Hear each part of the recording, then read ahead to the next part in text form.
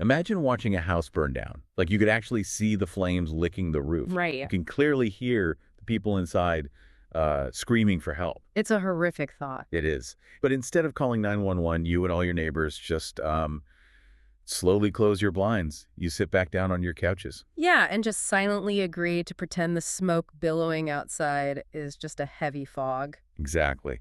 Today, we aren't talking about a burning building, though. We are talking about a family. It's a really chilling image, but it is the exact dynamic we're analyzing today, how a group of people can collectively witness absolute devastation and, well, choose to do nothing. Welcome to today's deep dive. We are looking at a really raw, real-life transcript from a YouTube video on the channel Emery Dawn. Yeah, the title is Letter to the Rest of the Family, How Will You Be Remembered? And it plays out like a real-time intervention. I mean, it's Yeah. an open letter from someone calling out their entire family's toxic dynamics. They're essentially begging them to wake up to the abuse happening right in front of their faces. Our mission today is to analyze the psychology behind this. We want to understand the mechanics of generational trauma, and specifically, that highly dangerous bystander effect when it happens inside a closed family unit. And what makes this letter such a profound psychological case study is where the speaker draws the line. Right. Okay, let's unpack this. Because the speaker actually starts with empathy, right? They do. They open by acknowledging that the older family members endured their own, lifelong brainwashing and abuse. They don't deny that historical trauma at all. No, but they immediately establish a boundary. They pose this central, haunting question: how will the children remember you? It's so powerful. It really is, Yeah. because they are separating empathy for the past from accountability for the present. Right out of the gate, I mean, I was struggling to understand the sheer scale of the normalization here. Yeah. The speaker details realities happening in plain sight that are they're horrifying. Truly horrifying. We're talking about children being demeaned, Mm-hmm. smacked in the face, their pants pulled down to be spanked in front of everyone. There is even a specific mention of a child being lifted up by his throat and choked by his enraged mother. God. I mean, I get being intimidated or afraid to speak up, but how does a mother physically choke her own child in front of a room full of people? And the psychology of that family gets so warped that overt violence is treated like background noise. Well, what's fascinating here is to understand that you really have to look at how the human brain processes threat within a closed system. Okay, how so? When you witness violence, your amygdala, the brain's threat detection center, it just fires up. Your natural biological instinct is acute distress. Right. You want to stop it or run. Exactly. But in a highly toxic family system, acting on that distress by speaking up makes you the next target. Oh, wow. So the brain literally has to adapt to survive the environment. Precisely. If you are trapped in a system where you absolutely cannot stop the abuse, the cognitive dissonance becomes psychologically unbearable. That gap between knowing something is wrong and doing nothing. Right. To resolve that dissonance, the witnesses actually have to downregulate their own empathy. They numb it. They have to. They learn to numb their natural compassion because feeling the pain of that choked child is just too dangerous. So over time, that silence isn't just passive cowardice. It becomes this hardwired self-preservation tactic. The brain literally trains itself to perceive the unthinkable as normal. That reframes the entire concept of a bystander for me. It's not that they don't care initially. It's that caring becomes an evolutionary disadvantage inside that house. That is a perfect way to put it. And the speaker uses this incredible Maya Angelou quote. Sure. People will never forget how you made them feel. Such a fitting quote. Right. The children won't remember the exact adult conversations, but they will forever remember the adults who watched them get choked and simply stared at the floor. They'll remember the silence. Exactly. And this normalization of abuse doesn't just stop at the children, does it? The source outlines this dynamic extending to the men in the family, too. Yeah, it's an entire ecosystem of learned helplessness. The speaker points out that the same women abusing the children are treating their husbands with blatant disrespect. And abuse. Yes, abuse.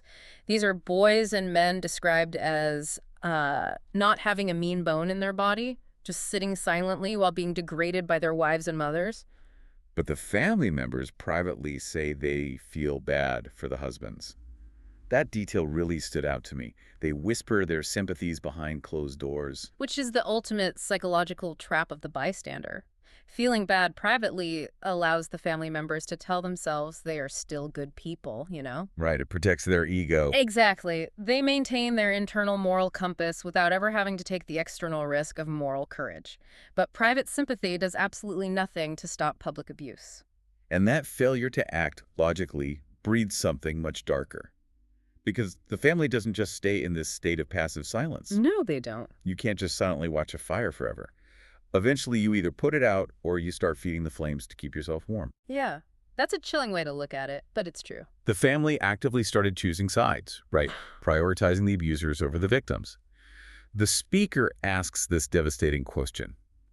Do you value the approval of two specific women, Carla and Catherine, over the safety of the children? This is a crucial turning point in family dysfunction. It is the transition from passive bystander to active complicity. So they're joining in. Essentially, yes. Huh. The system begins to demand active loyalty to its leaders, in this case, Carla and Catherine, and that loyalty becomes a condition of membership in the family. Which brings us to Jackson. Yes, Jackson. If there is one story in this letter that completely dismantles our cultural idea of family loyalty, it's Jackson.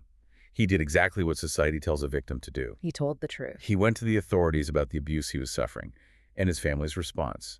It was to coordinate a massive lie to the authorities to protect his abusers. Jackson is what family systems theory refers to as the identified patient, or the scapegoat. Oh, I've heard that term. Yeah. When a family is deeply dysfunctional, they unconsciously designate one person to bear the symptoms of the entire family's sickness. So Jackson was the threat. Exactly. Jackson threatened the carefully constructed narrative that Carla, Catherine, and the rest of the adults were this respectable, loving family. I want to visualize this for a second because the mechanics of it are staggering. It's like a sick biological ecosystem. How do you mean? Well, if you think of this toxic family as a human body, they view Jackson, the truth teller, as a foreign pathogen. Oh, wow, yeah. Even though he is trying to heal the system by exposing the truth, the family's immune system deploys white blood cells in the form of coordinated lies, To attack and neutralize him. purely to maintain their toxic homeostasis. That is a highly accurate way to look at it. They formed a shield around the disease and attacked the cure. And the neutralization of Jackson was absolute. It was. The letter outlines a tragic cascade. Because of the family's coordinated lies, Jackson was placed into a mental hospital. Unbelievable. Then he was funneled into a group home, and eventually he was arrested. We are so conditioned to believe that protecting the family name is the highest virtue.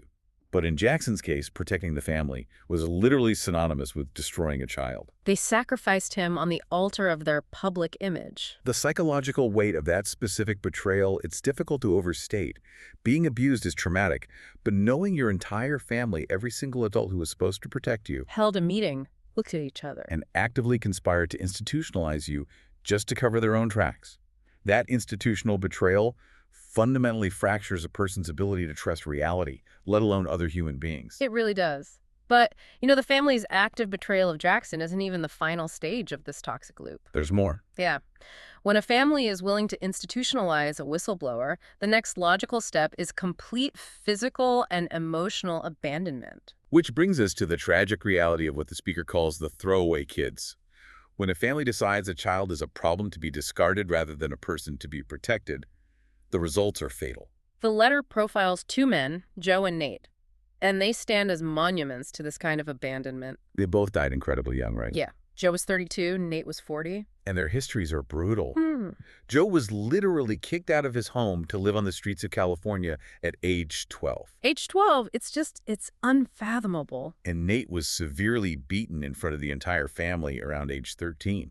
The speaker notes he was never the same after. Yet, the way they are remembered in this letter isn't as hardened, bitter men. They're described as charismatic, funny, gentle, optimistic. People who would greet you with a big smile and make you feel welcomed. The irony is profound. They offered the world the exact acceptance that was entirely withheld from them by their own family. But you have to ask, how do two profoundly traumatized, discarded boys survive the sheer psychological agony of that rejection into adulthood? Well, they turned to drugs and alcohol. And here's where it gets really interesting. The speaker is very clear that they were trying to replace a constant, continuous hurt with another feeling. Yeah. And this is where the letter offers a truly brilliant reframing of how we look at addiction. Because society, and especially families obsessed with their public image, view substance abuse as a moral failing. A character flaw. Right. But the speaker demands the family ask a different question. Why did they turn to the drink? It's the most important question. They point out that Joe and Nate had absolute no safe person to share their broken, vulnerable selves with. If we connect this to the bigger picture and we look at the neurobiology of social rejection, the brain processes social pain, like being kicked out of your family, using the exact same neural pathways as severe physical pain. Really, the exact same pathway. The exact same. For Joe and Nate, existing every single day felt like touching a hot stove. Wow. So the drugs and alcohol were not a moral choice. They were a highly effective, desperate anesthetic for an unbearable, untreated wound. And here is the truly sick part of the loop. The family, the exact same people who inflicted the wound by discarding a 12-year-old onto the streets, then points at the child's desperate attempt to self-medicate as justification for rejecting them all over again. Yes, the speaker calls this out with devastating clarity. They ask the family if it was easier to accept the loss, since you no longer saw value in them because of how they tried to cope. Blaming the symptom. Exactly. By judging the coping mechanism instead of acknowledging the root cause, the family absolves themselves of all guilt. They don't have to look at a 32-year-old's grave and say, we caused this. Right. They get to say, what a shame he was just a flawed addict. That is the ultimate takeaway here. Toxic systems don't just break you, they use the way you bleed as proof that you deserve to be broken. It's a perfectly closed loop. It protects the abuser's conscience while burying the victims. And that realization is exactly what drives the speaker to shift the entire tone of the letter, isn't it? Yes. Having laid out the historical indictment, the graves of Joe and Nate, the derailed life of Jackson the Deep Dive moves into a present-day ultimatum. Because while the past cannot be undone, the speaker fiercely believes the cycle itself can be broken today. Right. They assert that life continuously gives us opportunities to actually be the good people we claim to be. And they name two individuals, Shelley and Mike, who represent that immediate opportunity. The speaker is essentially saying, here is your test. You can choose to show love and compassion right now, today. And to drive this home, they use a powerful metaphor about the harvest. They asked, will you be the wheat or will you be the tares? The tares. What exactly are tares? Well, for context, the wheat and the tares is an ancient agricultural metaphor. It's about true character versus counterfeit character. Okay. Tares are a type of weed that mimic the exact appearance of wheat while they are growing. You literally can't tell them apart until the harvest comes. Interesting. At the harvest, the wheat provides life-sustaining nourishment and the tares provide nothing. So the speaker is telling the family, you can put on a flawless public performance. Yes. You can mimic a loving family for your neighbors, but the harvest is the actual lived experience of your children. Exactly. The children always know if they're being nourished or starved. The ultimate ultimatum of this letter is a demand to stop participating in the cycle, or accept that you are exactly like the adults who sat by and let you be abused. It's a heavy burden to place on them. It is. What absolutely floored me here was the superhuman empathy required by the speaker to deliver this specific line, choose to be the kind of person that you needed when you were their age. That sentence is the blueprint for dismantling intergenerational trauma. But, it requires an individual to carry an immense psychological burden. Because you're fighting on two fronts. Right. This raises an important question about how we actually break a cycle like this, because a person has to hold two entirely conflicting truths in their mind at the exact same time. What are those truths? First, you must have the deep empathy to recognize the valid trauma of your elders, knowing they were victims of brainwashing themselves. But you can't let that be an excuse. Exactly. Simultaneously, you must maintain an absolute uncompromising wall of refusal to let those elders pass their trauma down to the youth. It's like being the circuit breaker in a house that's been surging with dangerous voltage for a century. Oh, that's a great analogy. Right. A circuit breaker has to take the full, violent force of the electricity and just absorb it. It refuses to pass the current along. It stops the surge. But choosing to be that circuit breaker in your own family means isolating yourself. It means taking all the hits and getting none of the protection. And it's clear the speaker is exhausted from being the only one holding that wall up. They mention playing that no more family members give up on life due to the treatment they have allowed to continue. Notice the use of the word we there. Yeah, that's significant. Even while calling them out, The speaker takes collective responsibility for the family's past silence, but they are drawing a hard line that the silence ends now. It is a demand to step out of the fog of complicity and look at the actual flames.